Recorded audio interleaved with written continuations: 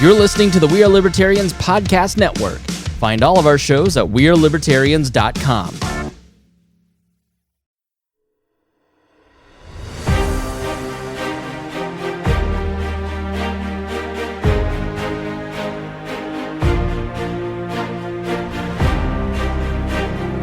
As a nation, we have an important question to answer. How much do we really know our own heritage? Was America founded by a group of old white men? Or has our story always been diverse? Were we able to deal with the injustices of our past through malice and vengeance? Or did we strive towards a higher ideal? Was the United States founded upon oppression and injustice, advancing one people at the expense of another? Or did the founders actually mean what they said when they wrote that all men are created equal? Most importantly, will we continue to build a nation on a false narrative? Or is it finally time that we realize that the story of America is the story of all of us? As time has passed, America has faced many trials and hardships over the years. We have constantly strived to overcome our faults and failures. It is that effort to overcome that defines us, not the mistakes that we have made. Our heritage is one of an expansive liberty, not a crushing oppression. These are the stories of those who fulfilled the promise of America. Their legacy is our heritage. The only question is, will we live up to it?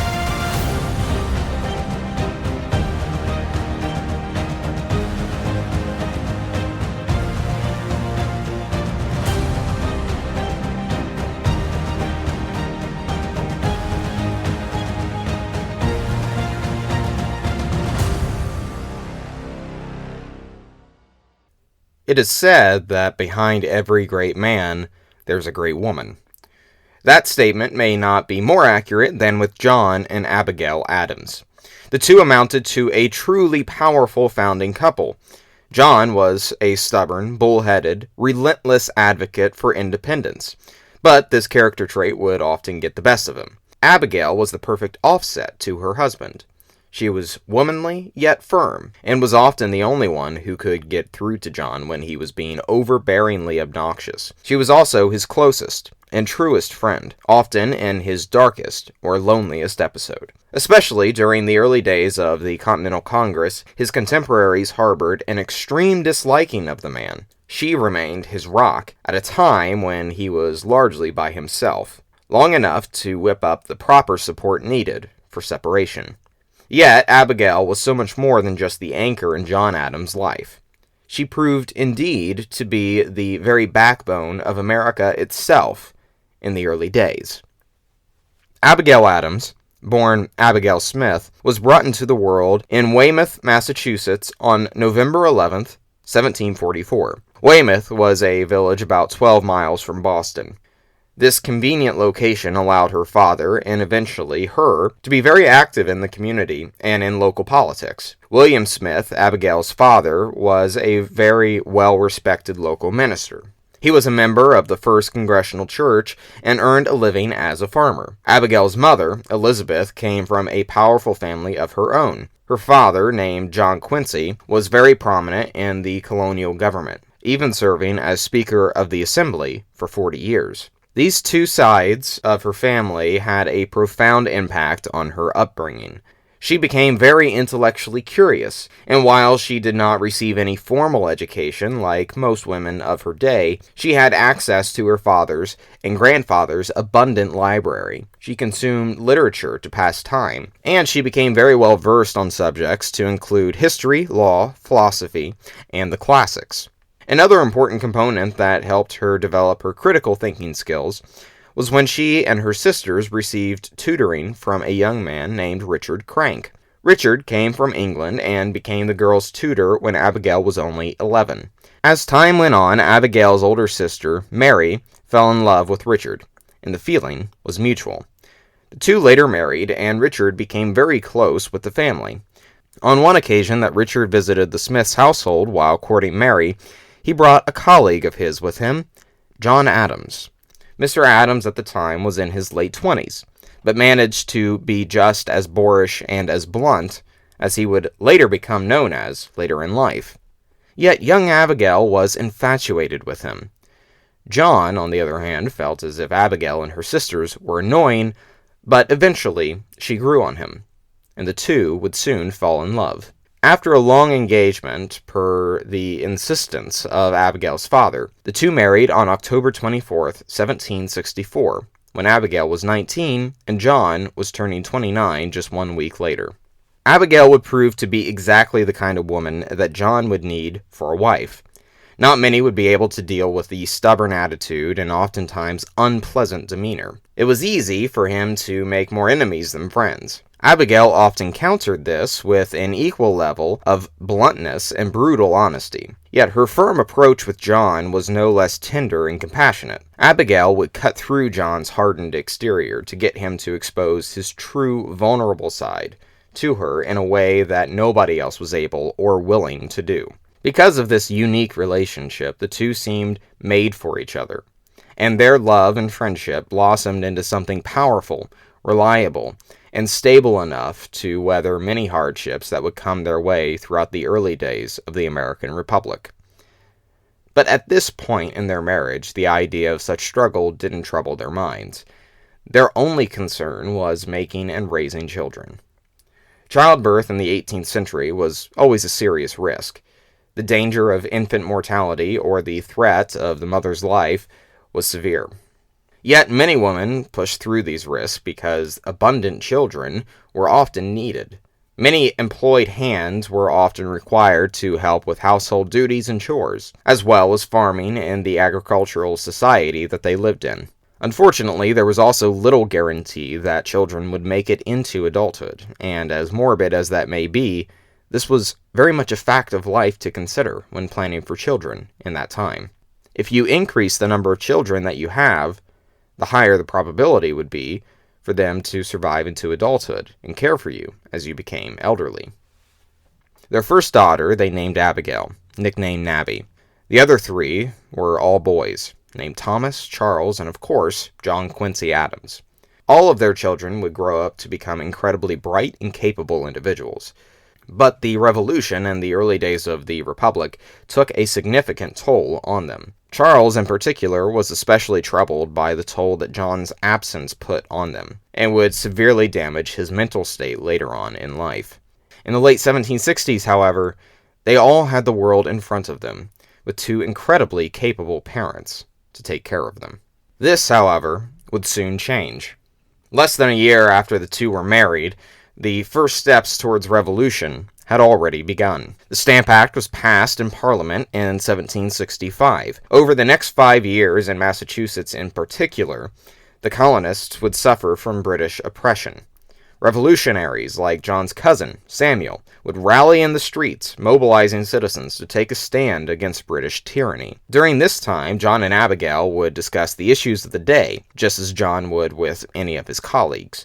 Rather than shunning Abigail out of such conversation, Abigail would often enlighten John's perspective on political issues and help guide him to make the right decisions when the time was right. Abigail was John's biggest cheerleader when he was right, and his biggest critic when he was wrong. But it all came from a place of endearment. This greatly differed from many other couples of the day, who often did not speak of political matters at all.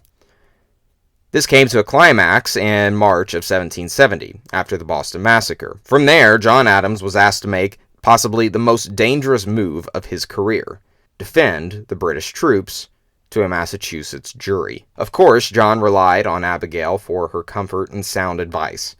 This was perhaps the first great test of their marriage and character.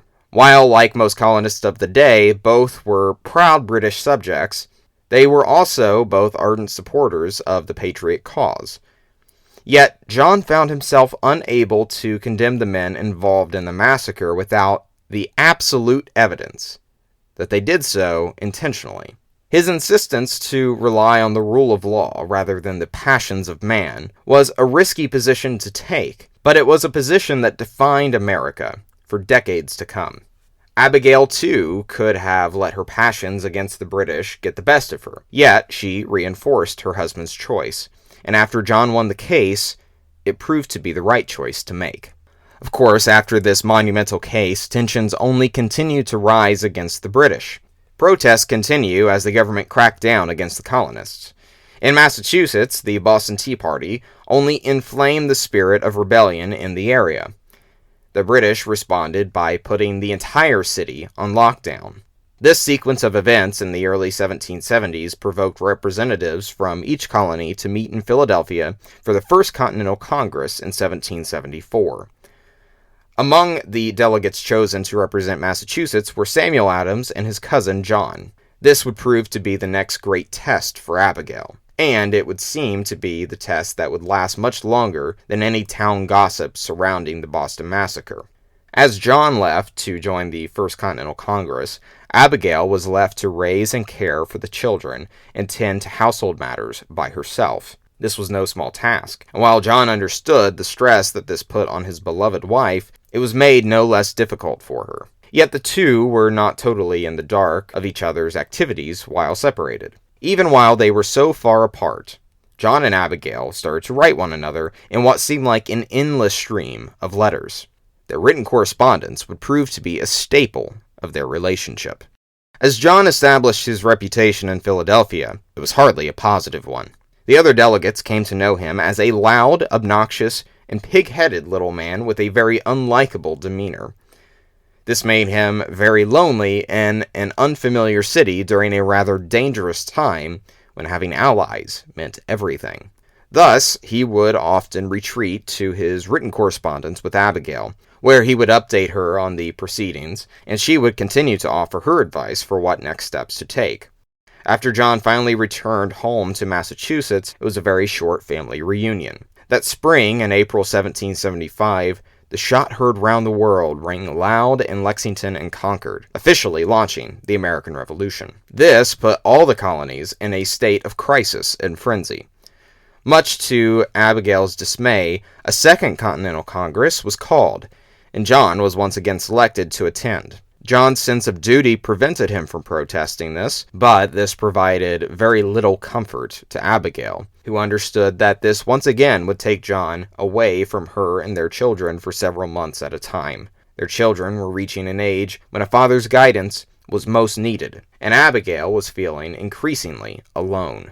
Still, John had to go, and Abigail knew this. So, given the inevitability of it, Abigail wanted John to make good use out of their time separated. As he went back to Philadelphia, she would constantly reinforce the idea to him that they mustn't merely make some lackluster concession to Great Britain when their neighbors and friends were being shot and killed in their backyard by British troops. She wrote to John in June of 1775 about witnessing the Battle of Bunker Hill and the brutality of the life around her while Congress debated in Philadelphia. She writes to John that a people may let a king fall, yet still remain a people. But if a king lets his people slip from him, he is no longer a king. And this is most certainly our case. Why not proclaim to the world, in decisive terms, your own independence? They must accomplish nothing less than true liberty, if they were going to take the time to meet at all. Of course, John needed little convincing of this personally, but the rest of Congress was another story. As he continued his written correspondence, he would relay to Abigail his difficulties in convincing his colleagues of what needed to be done. Abigail gave John the encouragement he needed to press on, and perhaps try different approaches to reach the same goal. Furthermore, Abigail started to worry that as the movement for independence grew, Congress would merely settle to trade one form of oppression for another. She urged John to remember that this was not merely a conflict over dissatisfaction over taxes, but rather an epic struggle over the very concept of freedom itself. If Congress were going to declare independence but continue to permit slavery to exist or deny women an equal place in society, what was even the point in the first place? In March of 1776, Abigail wrote to John perhaps her most famous battle cry, quote, I long to hear that you have declared an independency. And, by the way, in a new code of laws, which I suppose it will be necessary for you to make, I desire you would remember the ladies, and be more generous and favorable to them than your ancestors. Do not put such unlimited power into the hands of the husbands. Rather, all men would be tyrants if they could. If particular care and attention is not paid to the ladies, we are determined to foment a rebellion, and will not hold ourselves bound by any laws in which we have no voice or representation. John, amused by his wife's fiery spirit, wrote back stating, I cannot help but laugh. You are so saucy.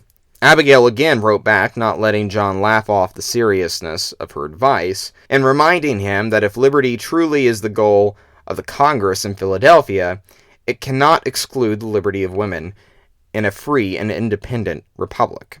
John, of course, understood his wife's argument and urgency, but was also dealing with other pressures at this time. Much like the issue of slavery in the day, there wouldn't be any hope of achieving greater equality between the sexes if they first did not have an independent nation. Additionally, it was hard enough to gather support for independence in the first place.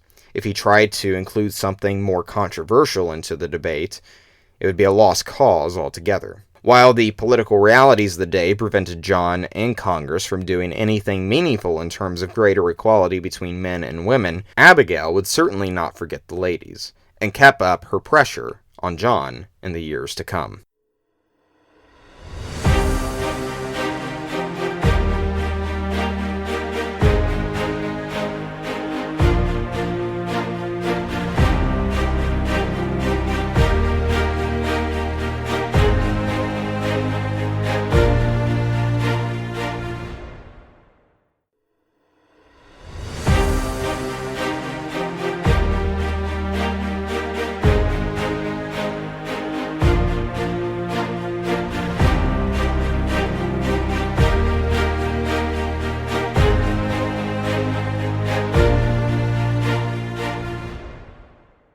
Abigail Adams is often seen as an early feminist icon from the Revolution. This is somewhat accurate, but while she certainly broke many gender norms of her day, she was also incredibly domestic and feminine when she needed to be as well.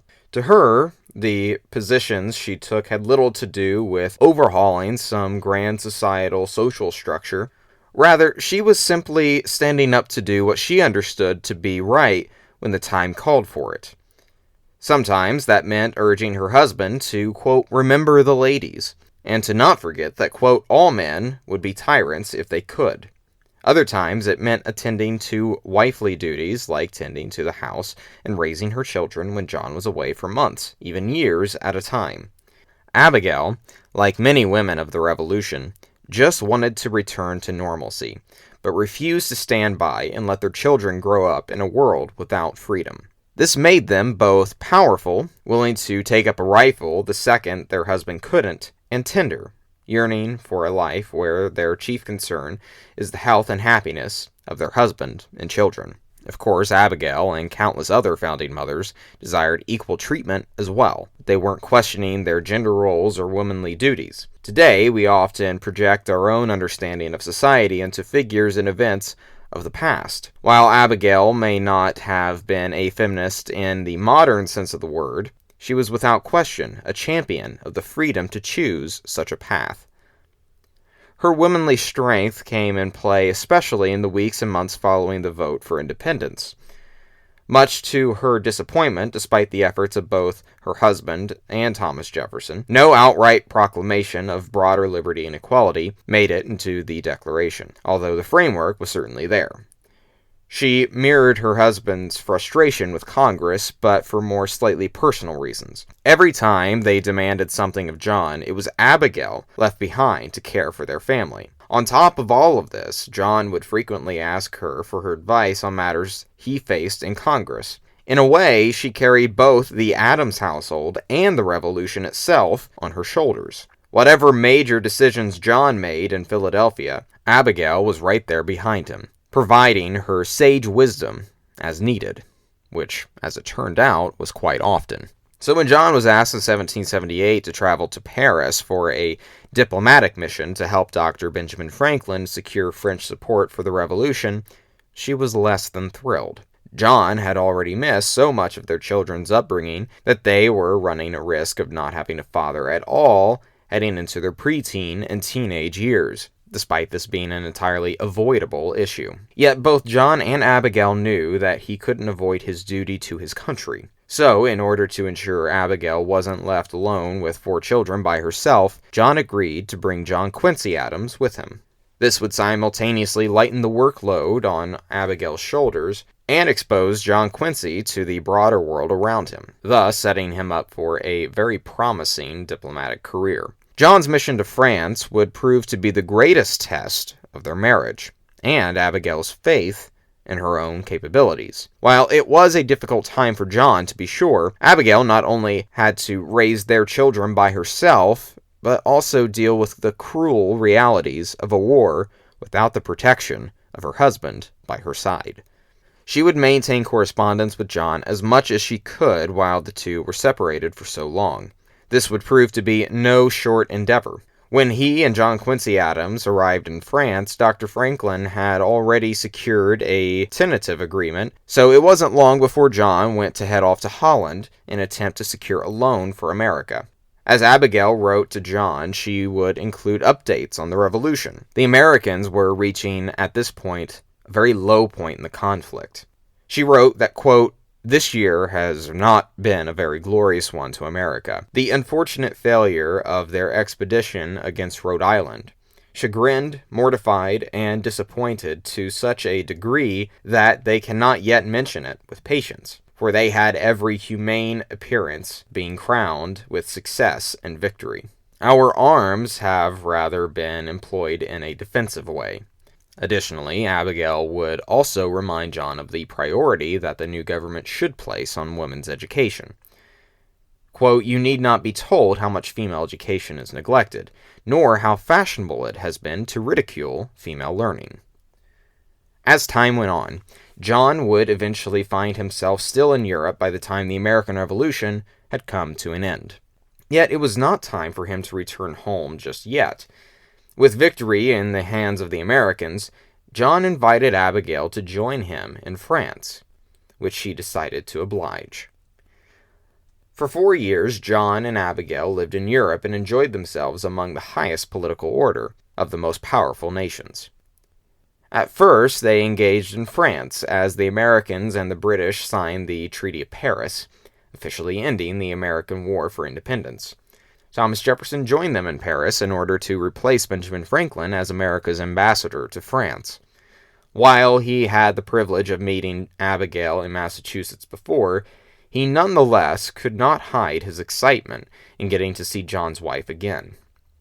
He wrote ahead of time that, quote, "I hasten myself on my journey hither in hopes of having the pleasure of attending Mrs. Adams to Paris, and of lessening some of the difficulties which she may be exposed." Abigail was no less infatuated with Mr. Jefferson.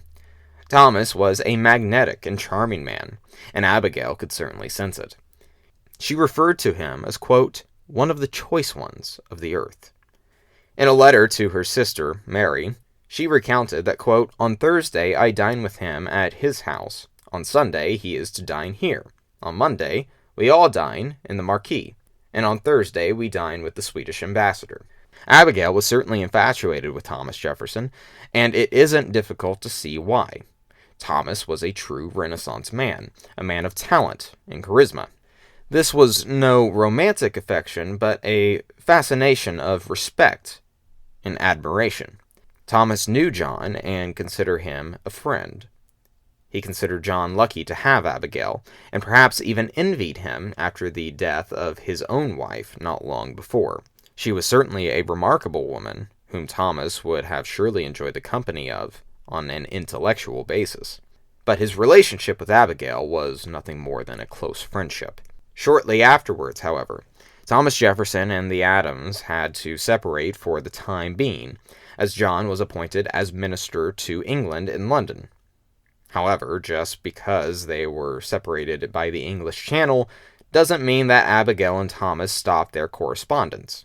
They frequently wrote to each other about their different experiences in London and Paris. Still, both Abigail and John yearned to return to the United States, as they always felt like foreigners in a distant land. No matter how much enjoyment they had while they were there, in 1788, John and Abigail departed from London to the United States. Thomas was a bit dismayed that they had left, considering them both friends, individually and as a couple. In fact, around that time, he wrote to James Madison about how he cared and cherished Abigail's friendship. She was, he wrote, quote, one of the most estimable characters on the earth. Upon returning to the United States, John Adams came in second place in the nation's first presidential election, making him the first vice president of the United States, and Abigail, thus, the first second lady. As the two re-entered into American politics for the first time since the Revolution began, it was apparent that there would be difficulties in solidifying the nation's government. John himself was troubled in his new position, as he had little he could actually do. As Thomas Jefferson returned from France to serve as the nation's first Secretary of State, he too faced difficulties fitting into President Washington's cabinet, largely due to Alexander Hamilton's presence and influence. While the Adams were more Federalist inclined, both John and Thomas had their issues with Hamilton, and this allowed them to continue their friendship. This friendship, however, would be put to the test like never before, once John assumed the high office of the president after Washington shocked the world and stepped down after 2 terms. And as power tested the limitation of the friendship between John and Thomas, it too would test the friendship between Thomas and Abigail. John had the unfortunate and impossible task of following up George Washington. He, nor any man, could possibly live up to his esteem. Several Federalist members of his cabinet would make it even more difficult for him to live up to his predecessor. Because John didn't distance himself from Hamilton's men at the outset, Thomas became detached from his once good friend, and this detachment would only grow into an outright rivalry throughout his administration. Adams kept these cabinet members in a spirit of unity that George Washington wanted to overcome America. Yet, these Federalists brought much more headache to John than it did peace. Despite being a Federalist president, he did everything to continue the spirit of impartiality that Washington held. But he wasn't able to command the same level of respect. Because of this, he wasn't able to keep his Federalist nor his Republican allies by his side.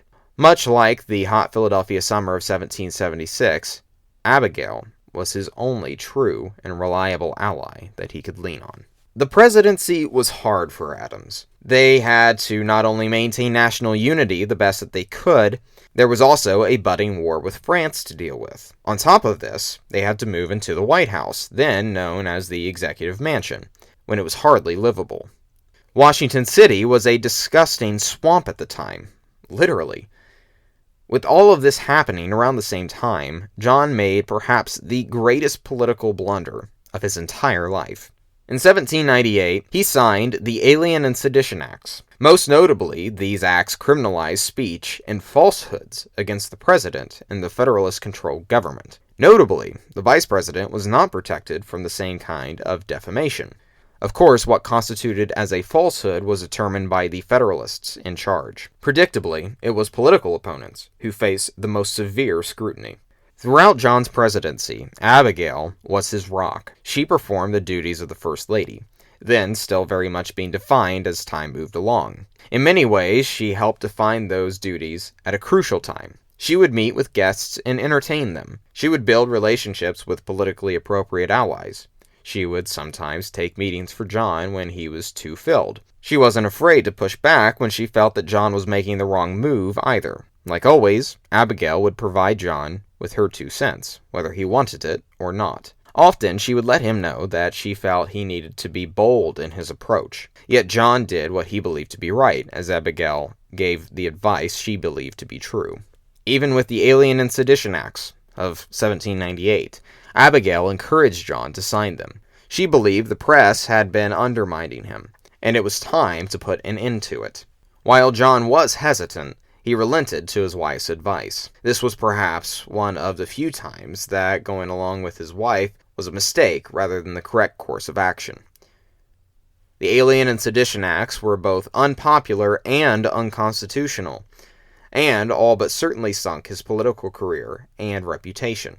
It also finalized the separation between John Adams and Thomas Jefferson. Going into the Adams administration, Abigail was optimistic that John having Thomas by his side would produce great success for the nation. She wrote to her younger sister that, quote, "I have long known Mr. Jefferson, and have ever entertained a friendship for him. He is a man of understanding, of probity. Between him and Mr. Adams there has ever subsisted harmony. Though they have not accorded always in sentiment, they have dissented without warmth or ill will, like gentlemen. And Mr. Jefferson, I have no doubt, will support the President." Abigail perhaps underestimated Thomas Jefferson's conviction on issues that he viewed as a violation of one's inherent liberty. Thomas and Abigail would no longer harbor the same friendship that they once had after the election of 1800. The election of 1800 was perhaps the nation's greatest test. It determined that political power can indeed peacefully pass between not just two separate individuals, but among two individuals of two completely separate political parties. However, while the country would survive, the friendship between Thomas Jefferson and the Adams would prove more difficult to maintain.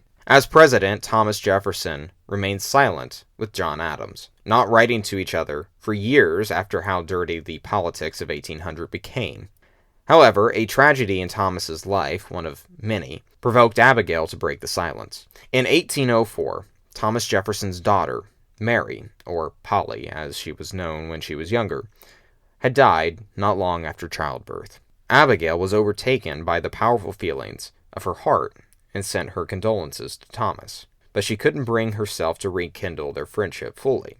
This didn't get overlooked by Thomas. He later recounted the letter by the disappointment rather than the comfort that it brought him.